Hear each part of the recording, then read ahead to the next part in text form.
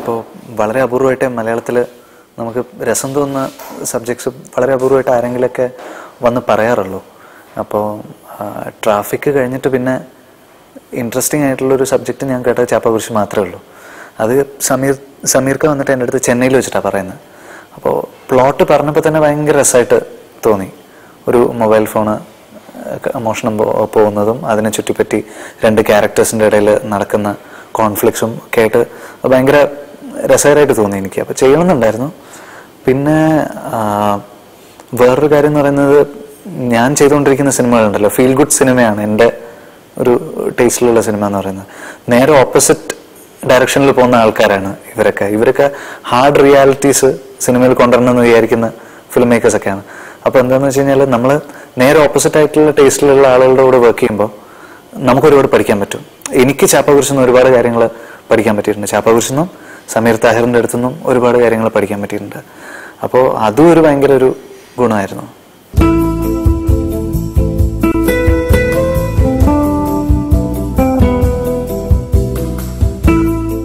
Cinema കഥകളിങ്ങനെ ഓരോ ആൾക്കാർ ഇടയ്ക്കിടയ്ക്ക് വന്ന് പറയാറുണ്ട്. പക്ഷേ ചൂസ് ചെയ്യാൻ പോലുള്ള കഥകൾ വല്ലപ്പോഴും മാത്രമേ ഉണ്ടാകുന്നുള്ളൂ മലയാളത്തിൽ. പക്ഷെ ഇപ്പോൾ ചില സബ്ജക്ട്സ് വരുന്നുണ്ട്. ഇപ്പോൾ ചില ഫിലിം മേക്കേഴ്സ് വരാൻ വേണ്ടിയിട്ട് തയ്യാറെടുക്കുന്നുണ്ട്, ചില റൈറ്റേഴ്സ് വരാൻ വേണ്ടി തയ്യാറെടുക്കുന്നുണ്ട്. അതുകൊണ്ട് ഇനി അഭിനയിക്കുന്ന ആൾക്കാർക്ക് കുറച്ചുകൂടി ഓപ്ഷൻസ് ഉണ്ടാവും തോന്നുന്നു. ഇപ്പം ഞാൻ സൈക്കിളിൽ അഭിനയിച്ചിട്ട് ഇപ്പോൾ ഒരു 3 വർഷമായി. ഈ സൈക്കിളിനും ചാപ്പാകുരിശിനും ഇടയിൽ ഞാൻ കേട്ടിട്ട് എനിക്ക് രസം തോന്നി വളരെ കുറച്ച് സിനിമകൾ മാത്രമേ ഉള്ളൂ. അതിൽ 1-2 സിനിമകൾ ഞാൻ ചെയ്തിട്ടില്ല, മലർവാടി ചെയ്തുകൊണ്ടിരിക്കുന്ന സമയമായതുകൊണ്ടൊക്കെ ആയിട്ട്. അല്ലാണ്ട് വന്ന സിനിമകളൊക്കെ ഞാൻ ചെയ്തിട്ടുണ്ട്. അത് ഈ പറയുന്ന 4 സിനിമ മാത്രമേ ഉള്ളൂ.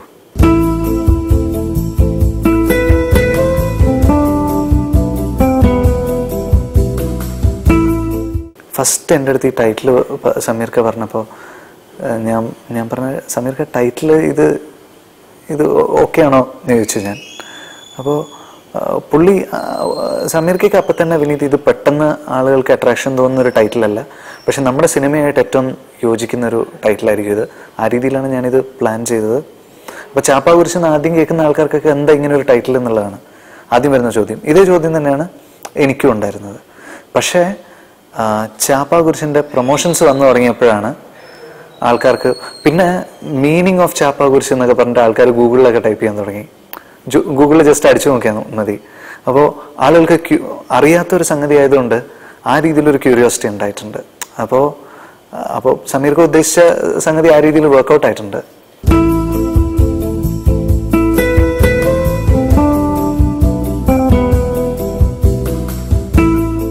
ഷാനു എൻ്റെ ഒരുപാട് നാളായിട്ടുള്ളൊരു സുഹൃത്താണ്. നമ്മൾ ഒരുമിച്ച് വർക്ക് ചെയ്തിട്ടില്ല എന്ന് മാത്രമേ ഉള്ളൂ.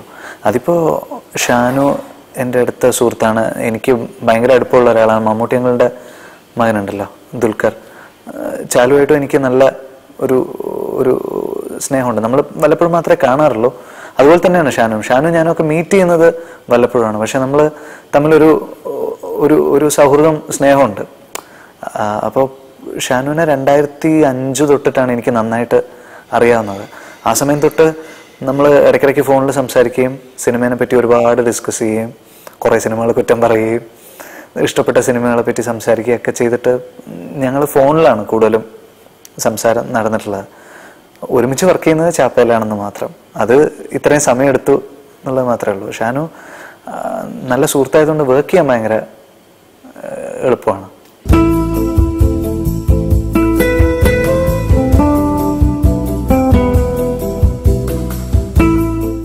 എനിക്ക് ഞാൻ പറഞ്ഞല്ലോ, ചാപ്പാകുരിശ് എൻ്റെ ടേസ്റ്റുമായിട്ട് മാച്ച് ചെയ്യുന്ന ആളുകളല്ല.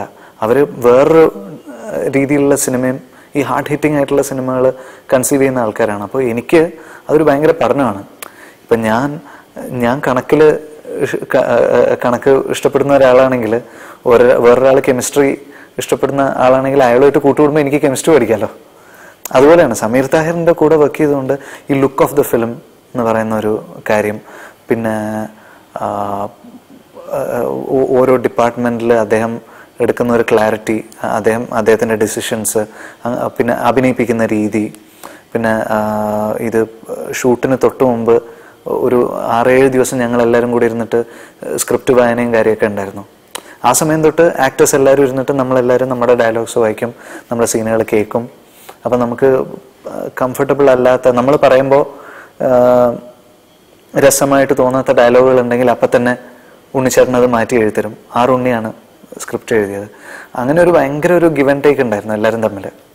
അപ്പോൾ അതൊക്കെ ഒരു പാഠമാണ്. മലർവാടിയിലും ഇതൊക്കെ നമ്മൾ ട്രൈ ചെയ്തിട്ടുണ്ടായിരുന്നു. പക്ഷേ ഈ ആക്ടേഴ്സിന് വേണ്ടി സ്ക്രിപ്റ്റിലുള്ള ഡയലോഗ്സ് റീറൈറ്റ് ചെയ്യുന്ന ഒരു സംഗതി ഞാൻ ആദ്യമായിട്ടാണ് എനിക്കത് ആദ്യത്തെ എക്സ്പീരിയൻസ് ആണ്. അപ്പോൾ എനിക്കും അത് ആലോചിക്കാവുന്ന ഒരു കാര്യമാണ്. ചില സമയത്ത് സ്ക്രീൻ പ്ലേയിലെ ചില ഡയലോഗ്സ് ഒന്നും നമുക്ക് ചേഞ്ച് ചെയ്യാൻ പറ്റില്ല. പക്ഷേ ചേഞ്ച് ചെയ്യാൻ പറ്റുന്ന പോർഷൻസിൽ ആക്ടേഴ്സിന് കംഫർട്ടബിൾ ആകുന്ന രീതിയിൽ ചില മാറ്റങ്ങൾ വരുത്തിയാൽ ചിലപ്പോൾ നന്നാവും, കുറച്ചുകൂടെ നന്നാവും.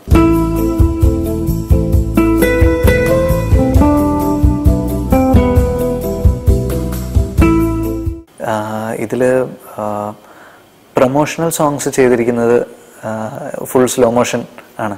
പടത്തിലൊരൊറ്റ സ്ലോ മോഷൻ പോലും ഇല്ല. ഞങ്ങൾക്ക് പറ്റിയ ഒരു ചെറിയൊരു, ഞാനൊക്കെ ശ്രദ്ധിക്കേണ്ടിയിരുന്ന ഒരു കാര്യം എന്താണെന്ന് വെച്ച് കഴിഞ്ഞാൽ, റിലീസിന് മുമ്പ് ചാനലുകളിൽ വന്നപ്പോൾ ഈ കാര്യം നമ്മൾ പറയേണ്ടതായിരുന്നു. ഞാനൊക്കെ റിലീസിന് മുമ്പ് ചില ചാനൽസിൽ വന്നിട്ടുണ്ട്. അപ്പോൾ നമ്മൾ പറയാൻ വിട്ടുപോയൊരു കാര്യമാണ്, പ്രൊമോഷണൽ സോങ്സ് അല്ലെങ്കിൽ പ്രൊമോഷന് വേണ്ടി യൂസ് ചെയ്തിട്ടുള്ള വിഷ്വൽസ് പടത്തിലില്ല. പടം ആ രീതിയിലുള്ളതല്ല. പ്രൊമോഷന് കണ്ട വിഷ്വൽസ് കണ്ടു കഴിഞ്ഞാൽ ഒരു ഭയങ്കര ത്രില്ലറൊക്കെ എക്സ്പെക്ട് ചെയ്തിട്ടാണ് ആളുകൾ പോയത്. പക്ഷെ പടം എന്ന് പറയുന്നത് വളരെ വളരെ ടൈം എടുത്ത് ഒരു സ്ലോ പേസിൽ ഇങ്ങനെ പ്രോഗ്രസ് ചെയ്ത് പിന്നെ ഒരു സംഭവമായിട്ട് മാറുന്ന ഒരു സിനിമയാണ്. അപ്പോൾ അത് നേരത്തെ നമ്മൾ ഓഡിയൻസുമായിട്ട് കമ്മ്യൂണിക്കേറ്റ് ചെയ്തിരുന്നെങ്കിൽ ആ രീതിയിലുള്ള ഒരു സിനിമ കാണാൻ വേണ്ടി തന്നെ അവർ തിയേറ്ററിൽ വരുമായിരുന്നു. ഇത് തിയേറ്ററിൽ വരുമ്പോൾ ആൾക്കാർക്ക് എക്സ്പെക്ടേഷൻ വേറെയായിരുന്നു. ഇനീഷ്യലി നമുക്ക് ഇച്ചിരി മിക്സഡ് റെസ്പോൺസ് അതുകൊണ്ടുണ്ടായിരുന്നു. സംവിധാനമാണ് ഏറ്റവും കൂടുതൽ ആഗ്രഹിച്ചിട്ടുള്ളത്. ഭയങ്കര സന്തോഷമുണ്ട്, ഭയങ്കര ആഗ്രഹിക്കുന്ന കാര്യങ്ങൾ ചെയ്യാൻ പറ്റുന്നുണ്ട്. ദൈവത്തിനോട് ഭയങ്കര നന്ദിയുണ്ട്. കൂടെ വർക്ക് ചെയ്യുന്ന ആൾക്കാരോട് ഭയങ്കര നന്ദിയുണ്ട്. പിന്നെന്ന് വെച്ച് കഴിഞ്ഞാൽ ഇതൊരു കണ്ടിന്യൂസ് ആയിട്ടുള്ള ഒരു പ്രോസസ്സാണല്ലോ. ഇതെവിടെയും നിൽക്കുന്നില്ലല്ലോ. നമ്മളിപ്പോൾ ആയി എന്ന് നമുക്ക് ഒരിക്കലും വിചാരിക്കാൻ പറ്റില്ലല്ലോ. ഓരോ തവണയും ഒരേ സ്ട്രഗിൾ തന്നെയല്ലേ. സോ കണ്ടിന്യൂ ചെയ്യണം.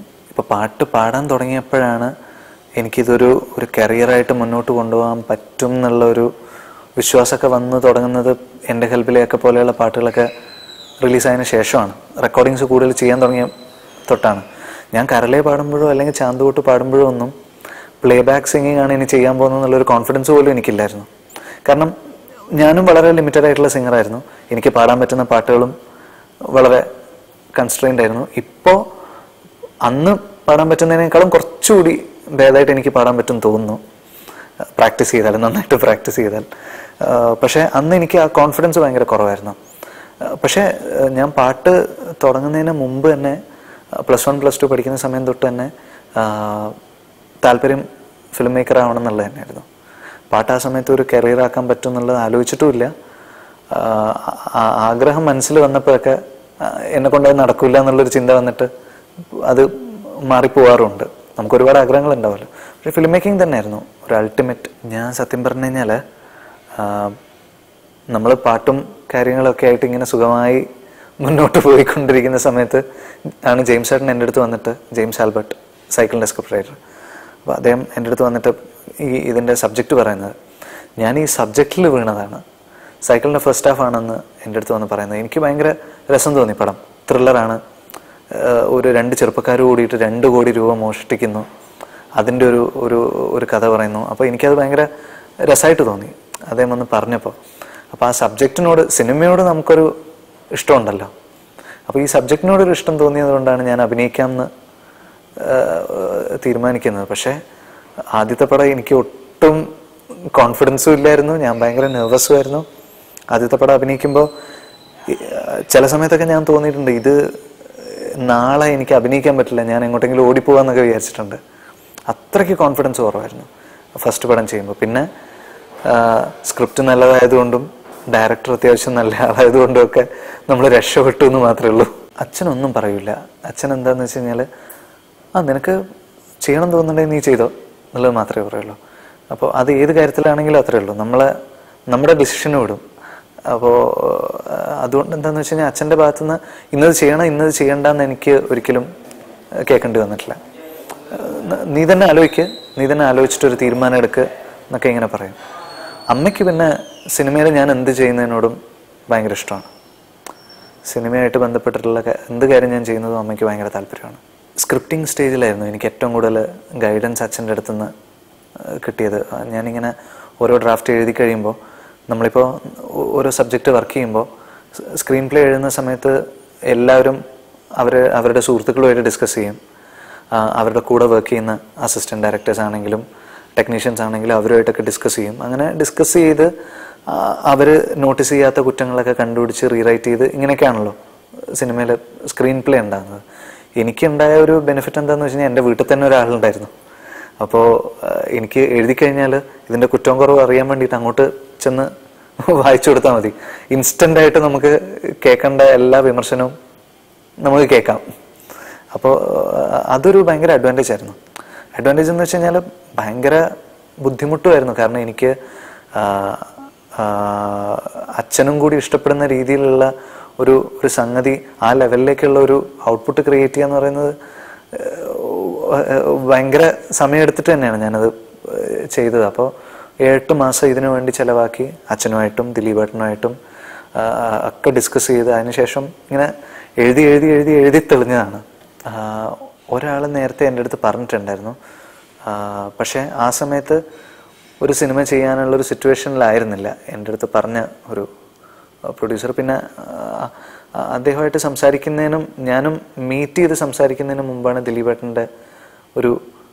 ദിലീപേട്ടനെ വന്ന് കാണാൻ വേണ്ടിയിട്ട് എൻ്റെ അടുത്ത് പറയുന്നത്. ബോഡി ഗാർഡിൻ്റെ ഷൂട്ട് നടന്നുകൊണ്ടിരിക്കുന്ന സമയത്ത് ഞാനിങ്ങനെ എഴുതുന്നുണ്ടെന്ന് അറിഞ്ഞിട്ട്, അങ്ങനെയാണെങ്കിൽ വിനീതിനോട് എന്നെ വന്നൊന്ന് കാണാൻ പറ, ദിലീപേട്ടൻ പറഞ്ഞിട്ടാണ് ഞാൻ ഷൊർണൂർ പോയിട്ട് ദിലീപേട്ടനെ കാണുന്നത്. സബ്ജക്റ്റ് വായിച്ചപ്പോൾ, അന്ന് ഉള്ളൊരു സ്ക്രിപ്റ്റ് വായിച്ചപ്പോൾ സ്ക്രിപ്റ്റിൽ ചില കാര്യങ്ങളൊക്കെ ദിലീപേട്ടൻ അന്ന് തന്നെ എൻ്റെ അടുത്ത് പറഞ്ഞു, വിനീത് ഇത് കുറച്ചുകൂടെ ബെറ്റർ ആക്കാം എന്നൊക്കെ പറഞ്ഞു. പക്ഷേ ടോട്ടാലിറ്റിയിൽ സബ്ജക്റ്റ് ദിലീപേട്ടൻ അന്ന് തന്നെ എൻ്റെ അടുത്ത് പറഞ്ഞു, ഫ്രണ്ട്ഷിപ്പ് എന്ന് പറയുന്നത് എല്ലാവരും ചെറിഷ് ചെയ്യുന്ന ഒരു കാര്യമാണ്, ഇത് വർക്കാവും. അപ്പം തന്നെ പുള്ളി പറഞ്ഞിട്ട് അന്ന് രാത്രി തന്നെ നമ്മളിത് ചെയ്യുന്നു എന്നുള്ള രീതിയിൽ ഞങ്ങൾ പിരിയാണ് ചെയ്തത്. അപ്പോൾ ഞാൻ ശരിക്കും ഒരു പ്രൊഡ്യൂസർ ഹണ്ടിന് ഇറങ്ങുന്നതിന് മുമ്പ് തന്നെ എനിക്കൊരു ഏറ്റവും നല്ലൊരു പ്രൊഡ്യൂസറെ കിട്ടി. അച്ഛൻ ചെയ്യുന്ന കാര്യങ്ങളിൽ എക്സൽ ചെയ്തിട്ടുള്ള, അങ്ങനെ റിസൾട്ട് ഉണ്ടാക്കിയിട്ടുള്ള ഒരാളാണ്. എനിക്ക് ഒരുപാട് ദൂരം ഇനിയും സഞ്ചരിക്കണം. പിന്നെ അവർക്കൊക്കെ ഉള്ള ഒരു എക്സ്പീരിയൻസ് എന്ന് പറയുന്നത് ഭയങ്കരമാണ്. ജീവിതത്തിൽ അവർക്ക് ഉണ്ടായിട്ടുള്ള എക്സ്പീരിയൻസ് എപ്പോഴും ലൈഫിൽ ഫേസ് ചെയ്ത കാര്യങ്ങൾ ഒരാളുടെ ആവിഷ്കാരത്തിൽ വരുമ്പോൾ, ഒരാളുടെ എഴുത്തിൽ വരുമ്പോൾ, അയാളുടെ ക്രിയേറ്റിവിറ്റിയിൽ വരുമ്പോൾ ഭയങ്കര ഇമ്പാക്റ്റ് ഉണ്ടാവും അതിന്. ഇപ്പോൾ എൻ്റെ ലൈഫിൽ ഞാൻ എക്സ്പീരിയൻസ് ചെയ്യാത്ത ഒരുപാട് കാര്യങ്ങളുണ്ട്. പട്ടിണി പോലും അതുപോലെയുള്ള ഒരുപാട് കാര്യങ്ങൾ ഞാൻ അനുഭവിച്ചിട്ടില്ല. നമ്മളൊക്കെ വളരെ കംഫർട്ടബിളായിട്ട് ജീവിച്ച് വളരെ ഒക്കെ ചെയ്ത ആൾക്കാരാണ്. ഇമോഷണൽ പ്രോബ്ലംസ് ഉണ്ടായിട്ടുണ്ട്. മറ്റുള്ളവരുടെ ഇമോഷണൽ പ്രോബ്ലംസ് മനസ്സിലാക്കാൻ എനിക്ക് പറ്റും. ഈ പറയുന്ന ബുദ്ധിമുട്ടുകളൊക്കെ കണ്ടു കഴിഞ്ഞാൽ നമുക്കൊരു ഉള്ളിലൊരു ചെറിയൊരു ആർദ്രത ഫീൽ ചെയ്യും. അതൊക്കെ ഉണ്ട്. പക്ഷേ അത്തരം അനുഭവങ്ങൾ എനിക്കുണ്ടായിട്ടില്ല ഡയറക്റ്റായിട്ട്. അപ്പം അത് അനുഭവിച്ച ഒരാൾക്ക് ചെയ്യാൻ പറ്റുന്നത് ആ ഒരു ഇൻറ്റൻസിറ്റിയിൽ എനിക്ക് ചെയ്യാൻ പറ്റിയെന്ന് വരില്ല. അച്ഛൻ്റെ ഒരുപാട് ഗുഡ് വിൽ ഉണ്ടായിട്ടുണ്ട്. അതാണ് ഏറ്റവും വലിയ ഒരു ബെനിഫിറ്റ് എന്ന് എനിക്ക് തോന്നിയിട്ടുള്ളത്. നമ്മൾ നന്നാവണമെന്നൊരു 100 പേര് ആഗ്രഹിച്ചിട്ടുണ്ട്. അപ്പോൾ അത് തന്നെ ഒരു ഭയങ്കര ഒരു കാര്യം തന്നെയാണ്. പിന്നെ ഈ പറഞ്ഞ പോലെ ഞാൻ സ്ക്രിപ്റ്റിങ്ങിൻ്റെ പ്രൊഫഷണലി എനിക്ക് ഏറ്റവും കൂടുതൽ ഹെൽപ്പ് ഉണ്ടായത് സ്ക്രിപ്റ്റിങ്ങിൻ്റെ സമയത്തുള്ള ഒരു ഗൈഡൻസ്. പിന്നെ ഞാൻ മലർവാടിയിൽ വർക്ക് ചെയ്യുന്ന സമയത്ത് ഞാൻ വർക്ക് ചെയ്തിട്ടുള്ള എല്ലാ സീനിയർ കോ ആർട്ടിസ്റ്റും അച്ഛൻ്റെ സുഹൃത്തുക്കളാണ്. എനിക്ക് അവരെ നേരത്തെ പരിചയമുണ്ട്. എനിക്ക് അവരോട് തുറന്ന് സംസാരിക്കാം.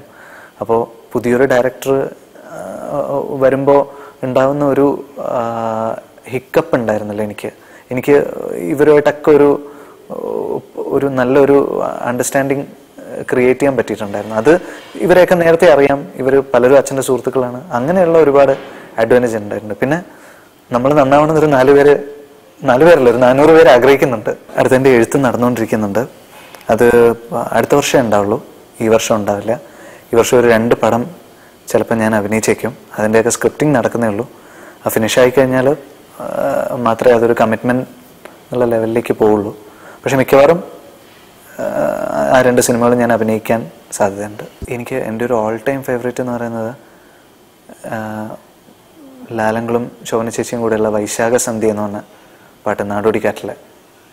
ഭയങ്കര ഇഷ്ടമാണ്. എനിക്ക് അതിൻ്റെ വിഷ്വലും ഭയങ്കര ഇഷ്ടമാണ്, ആ പാട്ടും ഭയങ്കര ഇഷ്ടമാണ്. പിന്നെ ഭയങ്കര ഇഷ്ടമുള്ള പാട്ടെന്ന് പറയുകയാണെങ്കിൽ AR റഹ്മാൻ്റെ ഒരുപാട് പാട്ടുകൾ എനിക്ക് പറയാം. ഉയരെ ഉയരെ ഭയങ്കര ഇഷ്ടമാണ്. അപ്പോൾ ഞാൻ അടുത്ത് എഴുതുന്ന ഒരു ലവ് സ്റ്റോറി എന്ന് പറയുന്ന ഒരു മുസ്ലിം പെണ്ണും ഒരു ഹിന്ദു പയ്യനുമാണ്. അപ്പോൾ ബോംബെയൊക്കെ ഡെഫിനറ്റ്ലി നമ്മുടെ ഒരു മനസ്സിലുള്ള സിനിമയാണ് ഉയരെ ഉയരെ എന്ന് പറയുന്ന സിനിമ. ഭയങ്കരമായിട്ട് മനസ്സിലുള്ള ഉയരെ ഉയരെ എന്ന് പറഞ്ഞ പാട്ട് ഭയങ്കരമായിട്ട് മനസ്സിലുള്ള പാട്ടാണ്. സോ അതൊക്കെ എപ്പോഴും മനസ്സിലുള്ളൊരു സംഗതിയാണ്. എൻ്റെ മൂന്നാമത്തെ പാട്ട് ഫ്ലാഷ് എന്ന് പറഞ്ഞ സിനിമയിലെ നിൻ ഹൃദയ മൗനം എന്ന് പറഞ്ഞൊരു പാട്ടുണ്ട്. ഞാൻ പാടിയതിൽ എൻ്റെ വൺ ഓഫ് ദ ഫേവററ്റ് സോങ്സാണ്. ഭയങ്കര ഹാങ് ഓവർ ഉണ്ടാക്കിയ ഒരു പാട്ടാണ്. പിന്നെ ഹൃദയവും ഹൃദയവും, കരളെ കരളെ, നഗരം വിധുരം, ലിസ്റ്റ് പോവും ഇങ്ങനെ പറയാൻ തുടങ്ങിയ. ഏറ്റവും നൊസ്റ്റാൾജിയ ഫീൽ ചെയ്തിട്ടുള്ള ഒരു പാട്ട് കാതൽ ദേശത്തിലെ തെൻട്രലെ തെൻട്രലെ എന്ന് പറഞ്ഞ പാട്ടില്ലേ, അതിൻ്റെ ഹിന്ദി ഉണ്ട്. ജാരി ജാ ഏ ഹവ ഷോർ തൂ നാ മച്ച ഫൂലോക്കോ ആരഹി ഇന്ത്യ. അത് ഭയങ്കര നൊസ്റ്റാൾജിയാണ്. അതിൻ്റെ കാരണങ്ങൾ ചോദിക്കരുത്, നോ കമൻറ്റ്സ്. ബേസിക്കലി എനിക്ക് സിനിമയോടുള്ള താല്പര്യത്തിന് വേണ്ടിയിട്ടാണ് ഞാൻ നിൽക്കുന്നത്, മലയാള സിനിമയ്ക്ക് വേണ്ടിയിട്ടല്ല. മലയാള സിനിമ എന്ന് പറയുന്നത് ആദ്യം നമ്മുടെ ഇഷ്ടമാണ് സിനിമ. സിനിമയോടുള്ള താല്പര്യത്തിൻ്റെ പുറത്താണ് ഞാൻ ചെയ്യുന്ന എല്ലാ കാര്യങ്ങളും ഞാൻ ചെയ്യുന്നത്. പിന്നെ സിനിമ വിജയിക്കുകയോ പരാജയപ്പെടുമോ എന്നുള്ളതൊന്നും നമുക്ക് പറയാൻ പറ്റില്ല. നമുക്ക് സിനിമകൾ ചെയ്തു നോക്കാം, താല്പര്യമുള്ള സിനിമകൾ ചെയ്യുക എന്നുള്ളത് മാത്രമേ ഉള്ളൂ. പ്രത്യേകിച്ച് പക്ക കമേഴ്ഷ്യലായിട്ടുള്ള ഫോർമാറ്റിലുള്ള സിനിമകളും അല്ല ഞാനിപ്പോൾ ചെയ്ത സിനിമകൾ പലതും. അപ്പോൾ ഒരുപാട് സിനിമകളില്ല, ചെയ്ത സിനിമകളിൽ ചിലതൊക്കെ അങ്ങനെ ഒരു സ്ഥിരമായിട്ട് വരുന്ന കമേഴ്ഷ്യൽ സിനിമകളുടെ ഫോർമാറ്റിലുള്ളതല്ല. അപ്പോൾ അത്തരം സബ്ജക്ട്സ് ഇനിയും ചെയ്തു കഴിഞ്ഞാൽ അത് വിജയിക്കുകയോ പരാജയപ്പെടുമോ എന്നുള്ളത് നമുക്ക് പറയാൻ പറ്റില്ല. പക്ഷേ ചെയ്തു നോക്കാൻ തീർച്ചയായിട്ടും താല്പര്യമുണ്ട്.